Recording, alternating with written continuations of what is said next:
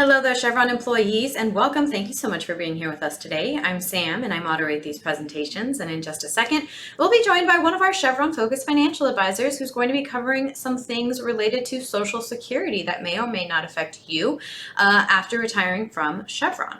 I apologize in advance. We will not have time today to answer any questions, but there is a Q&A box down below, and it's completely anonymous, so I invite you to still ask away.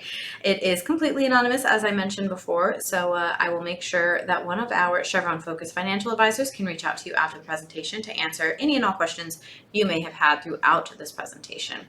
As a quick reminder, we are not affiliated with Chevron, so please keep that in mind as you're listening along. We are a completely independent group of financial advisors here. And lastly, you may or may not see some links popping up on your screen throughout this webinar. Those will be from me. They will guide you to various resources we have available for Chevron employees, and one of which may simply be a link to our calendar. To get on one of our Chevron-focused financial advisors' calendars to speak to them, it is a complimentary 15-minute initial appointment. You can speak to them about any of your specific concerns or situations, or even just to get started or updated on your retirement planning from Chevron. And without further ado, we're going to jump right into it. All right, thank you very much for the introduction, Samantha. And like she said, we're going to be talking about Social Security today.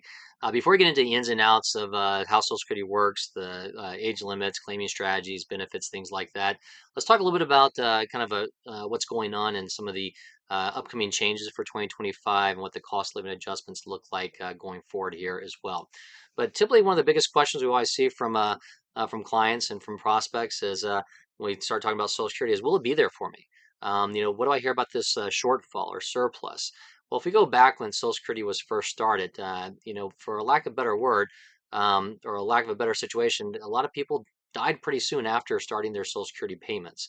Now, over time, obviously, longevity has increased amongst the population, and so that's putting a strain on the system. People are living longer, getting paid out more than what I guess the original expectations would have been. Excuse me. And that earlier lack of longevity has helped us build up a surplus over time. But if you look at this chart here, within the last couple of years, we've hit that point where that surplus is not enough to cover it. We are actually spending more than we're taking in. So now we're essentially kind of dipping into that piggy bank and using some of those funds in order to cover Social Security expenses. And depending on what report you look at, if we fast forward, this could last until about 2034, 2035 before we run through that surplus. And now we're just simply met with the inflows versus outflows. And we might only be able to support about 80% of that or so. So a lot of people do have a concern or a fear of, will I lose Social Security or will I get a reduction? There could be a situation where there might be a means test where they do potentially reduce higher income or those with higher assets. But likely that wouldn't be the case. If we look at the right side of that chart, you can see a bump in the wage cap, which we'll talk about a little bit later, can extend that to 2060. There's other nuances they can change as far as increasing the full retirement age, getting rid of that wage cap, and things of that nature that can actually bring this out to 2090 as well. So there's a lot of different options you can look at there, but I wouldn't be too fearful. I don't think any Congress or administration wants to tackle telling the general public, hey, we're going to reduce Social Security. So they'll do what they need to get that taken care of. Now, looking at historically the cost of living adjustment, the question is, okay, it's going to be there. How much am I getting from that? And how much will I get as an increase each year? If we go back when this was started, part of 1975, the Congress made the decision of how much to increase it. But since then, it's been tied to the CPI-U, which is the CPI index for urban workers. There's the CPI-U, which is all urban population, the CPI-E, which follows the elderly, which is 60, not, I wouldn't call them elderly, but that's what its terminology is, but 62 and up. And there's also the CPI-U, YOU. What are you actually spending money on? So everything's a little bit different, but they use the CPI-W. And if you look at this, we go back to the 80s, we saw some massive increases, 14% or so in 80, I think 11% or so in 81. We've seen pretty minimal increases, the last decade or so, with the exception of leading into the last couple of years post-pandemic. We saw in 2021, I think it was a 5.7, I believe, or maybe 5.9, I think, 8.7 in 2022, 3.2 last year, and then we're looking at a smaller one this year we'll talk about in just a moment. So segueing into this year, we're looking at potentially at an increase of 2.5, maybe 2.6%. The official numbers don't come out for another week or so on October 10th, but based upon the numbers, it looks like it's going to be about that 2.5%. Now, keep in mind that 2.5% says, okay, yeah, that's great. It's slowing down. That's a positive issue. It means that things are not as expensive, but that's not reality. It's just things. It just means that things are not growing or getting as expensive as rapidly. So again, if something's gone up in price by 20% the last couple of years and it goes up by another 2.5%, that means it's still getting more expensive. So again, think about that snowball going down the hill, getting bigger and bigger and bigger and compounding. So there are still cost issues to be aware of, but historically this is a good thing because it is slowing at least at this point. Again, 2.5 versus the 3.2 and the 8.7% from 2022.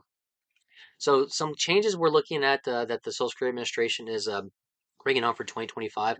One, they always change, and that's going to be the wage cap. I mentioned that before. One of the ways to increase Social Security surplus would be to increase that wage cap or just essentially get rid of the wage cap altogether. And what that means is that's how much you're paying or how much of your income you're getting charged taxes on for Social Security. Now, there's no cap on Medicare, but there is a cap on Social Security. That's moving up to just shy of 175,000 next year. It's about 168 and change this year. But if we go back as recent as 2008, it was around the 102,000 mark. So you can see how much it's come up over time in the last couple years or so. It's far outpacing inflation and the cost of living adjustment. But again, they're doing that because they need to use that in order to help the inflow section. Social Security credits, there's no changes to the credits. It's still 40 credits or 10 years of income. It's just the income minimum has been bumped up. Not a big change. I think it was about 6,900 and change last year. It's probably going to go up to a little bit over 7,000. So just want to make sure you're making at least that amount, which obviously I think most people are, hopefully. It could affect somebody who is just starting out, or maybe somebody who retired, didn't have enough credits, and they're going back and getting some part-time work. So again, be aware of that. And no major changes to the full retirement age, still 67 for those born 1960 and later. We'll take a little bit look a little bit later on what those age bands are. But again, that's another aspect where if they want to potentially push that out farther, that could be another way to minimize some of the cost of Social Security over the long term. So some of the implications of lower cost of living adjustment, the positive side of that is that, excuse me, the negative side of that um, is that just because we're seeing the cost of living adjustment slow down doesn't necessarily mean it's keeping exact pace with inflation. A lot of times things are still getting more expensive, like medical cost and things like that for those of you that are on Social Security. It also means you need to kind of take a look at supplementing that Social Security. It may not take may not cover as high of a chunk of your essential expenses as it once did. So again, it means to kind of either focus on, am I going to take assets take withdrawals from other assets? Do I need to tighten the purse strings? We can go through all those with a cash flow analysis. We update those annually for clients. But it also, for those of you that aren't taking Social Security right now, it means let's focus on that long-term planning. Somebody my age might say, well, let's just pretend Social Security is not going to be there for me. Let me see if I can't do it on my own without. Or somebody who's a little bit older, closer to Social Security, maybe put a little bit less weighting on that and see if you can't bump up your savings.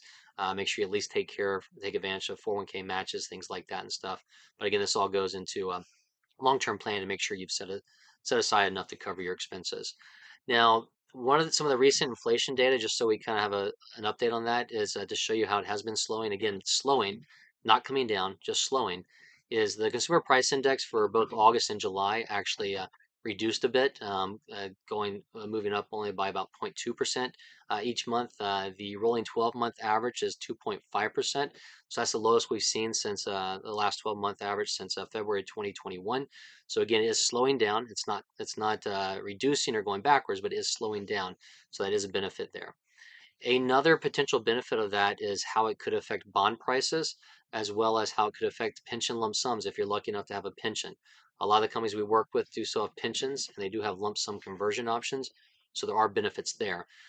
For bond prices, we've been coming off of a long period of time with low inflationary pressure, low interest rates, and not much yield. But the last couple of years, we have moved up and we've increased yield on bonds. So if we start to see the yield come down, that means the price will appreciate and be worth more. So let's assume that somebody maybe bought a bond last year and it paid 7% interest rates, and they went out and somebody wanted to buy a similar bond from the same company even next year and they would only pay 5%.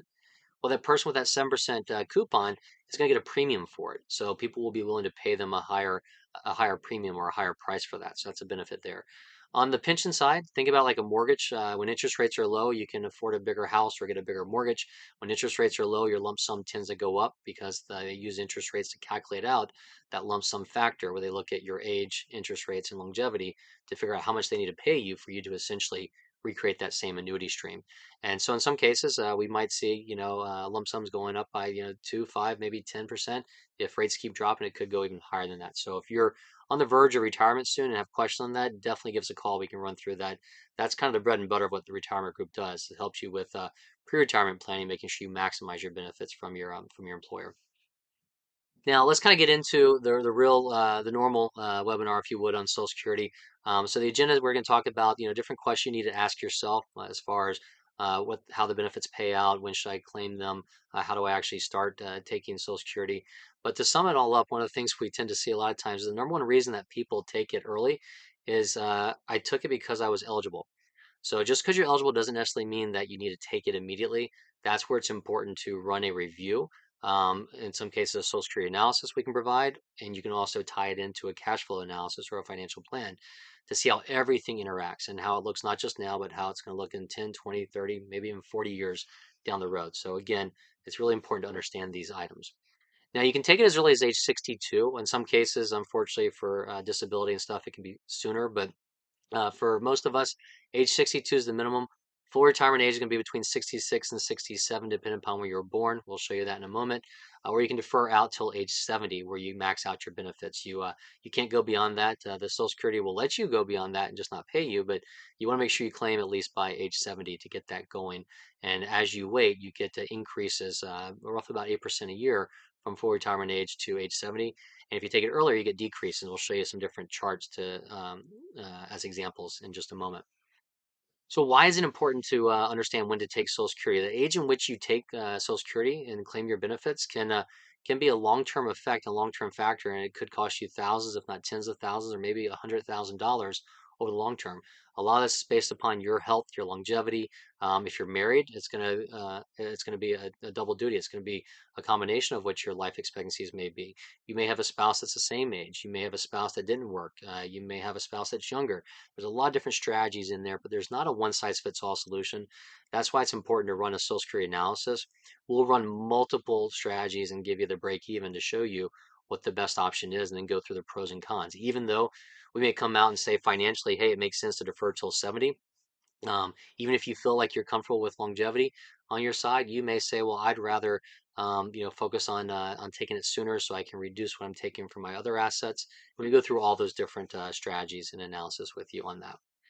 As far as assigning a value to Social Security, it's really important to a lot of individuals. Roughly about 50% of married couples and about 70% of unmarried individuals rely heavily on Social Security. Um, this number here is, I'm not even going to kind of go into it, but it's a little bit outdated probably because where interest rates used to be. But hypothetically, how much it would take of a nest egg for you to just invest in a 10-year treasury and kind of recoup or get the same long-term benefit somebody may get from Social Security.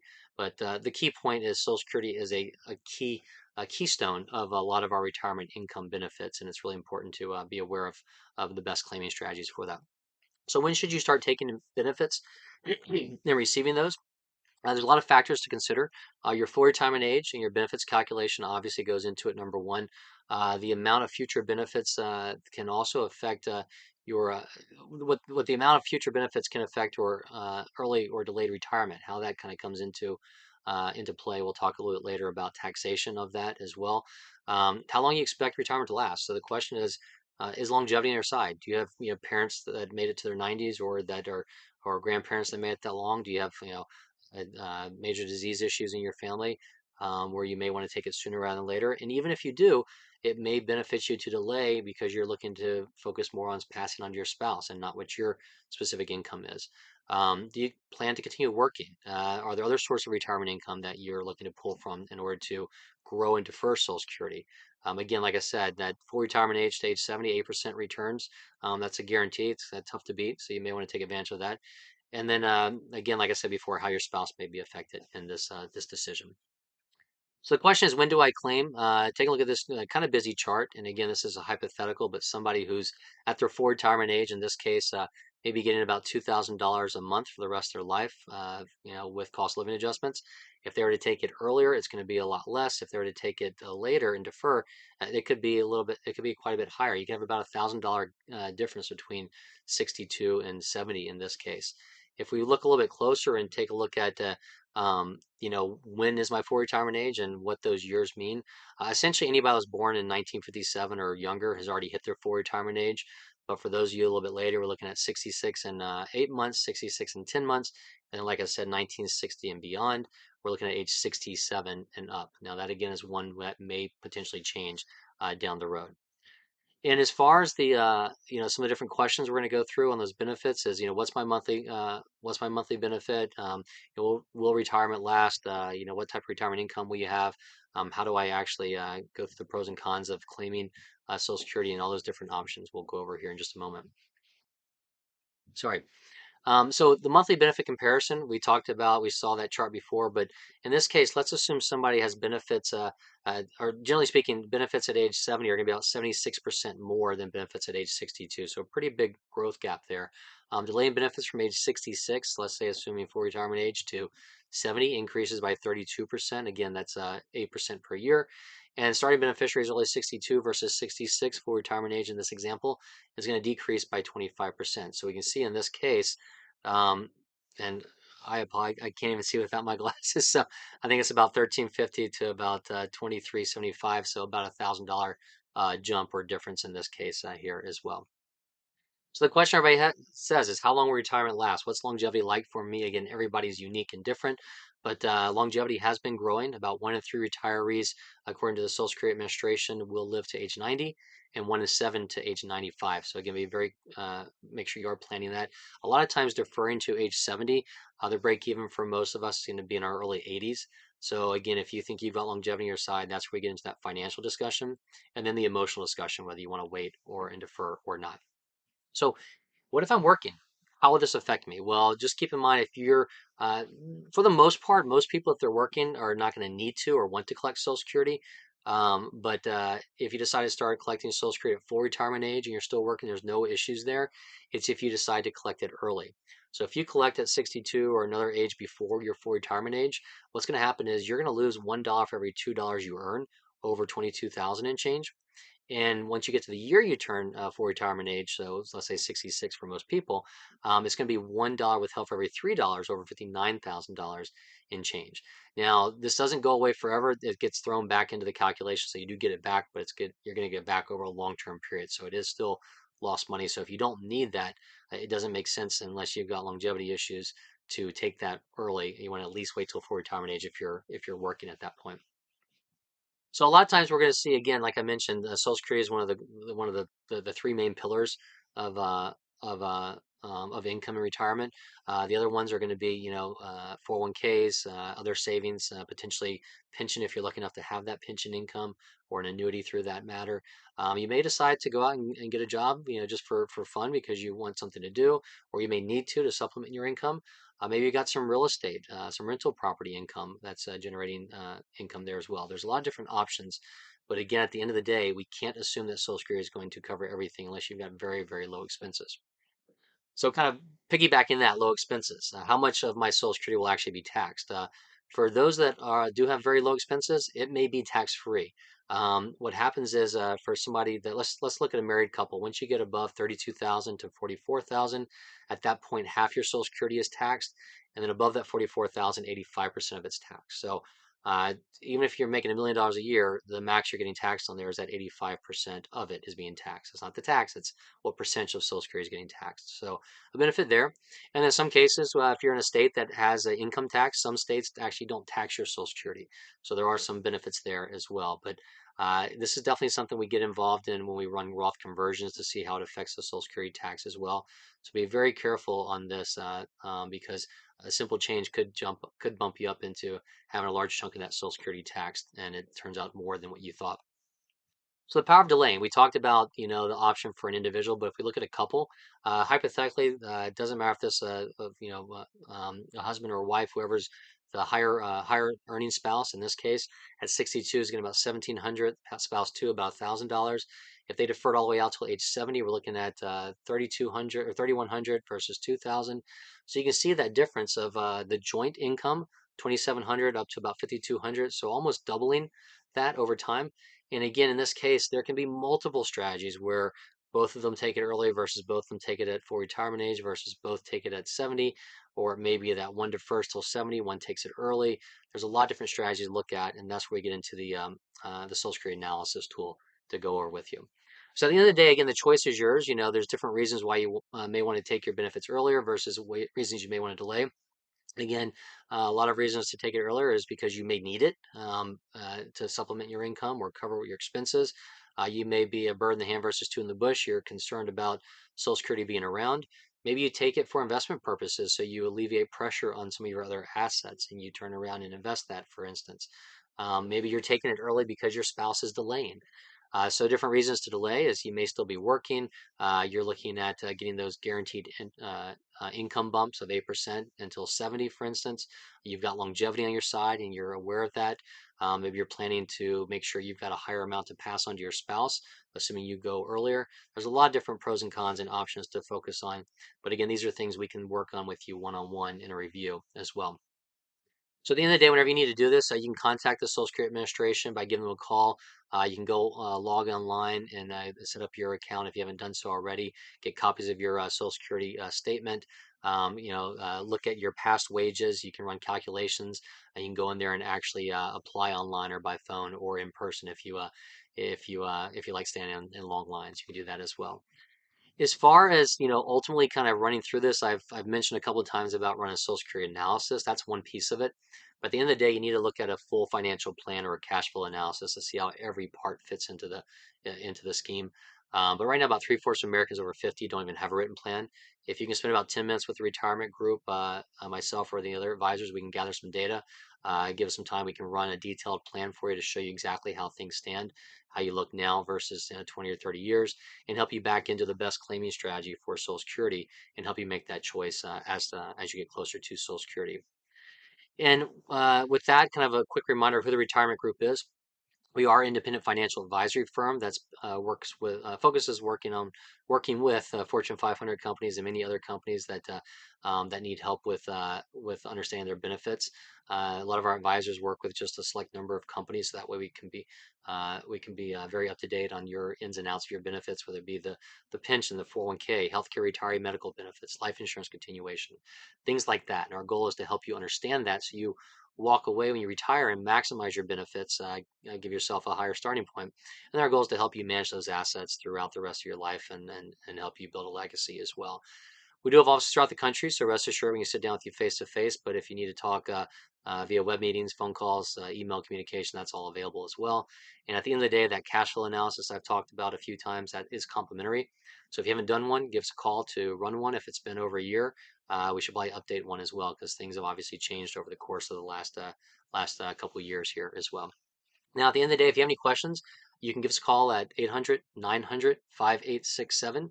You can reach us at info@theretirementgroup.com. And you can also use some of these QR codes I'll keep on the screen. I saw one question come through, so I'll touch on that in just a moment. But while I do that, these QR codes, one is to get into our appointments if you'd like to schedule an appointment with myself or one of the other advisors, or if you'd like to get into our LinkedIn page to get more updated information on webinars like this, or even specific company information, you can go as detailed as that as well. So I'll wrap this up real quickly, but the one question I did have come through we'll address. But the question is, can I stop my Social Security if I go back to work? So that's a good question. And we do see this from time to time. There are some limitations, but you can stop your Social Security. You can restart it.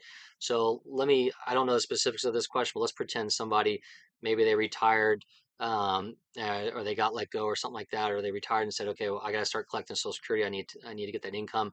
And then maybe they get lucky 2 months later, or 4 or 5 months later, they find a new job, or they decide, hey, I'm bored, I want to go back and work, and I don't need this money. You can do that as long as it's within 12 months. But what you're gonna have to do is pay that back. So let's say you've collect it for 5 months, you got to turn around and write a check back to Social Security for that. So it goes back into your calculation. You don't lose it. It just goes back into your calculation.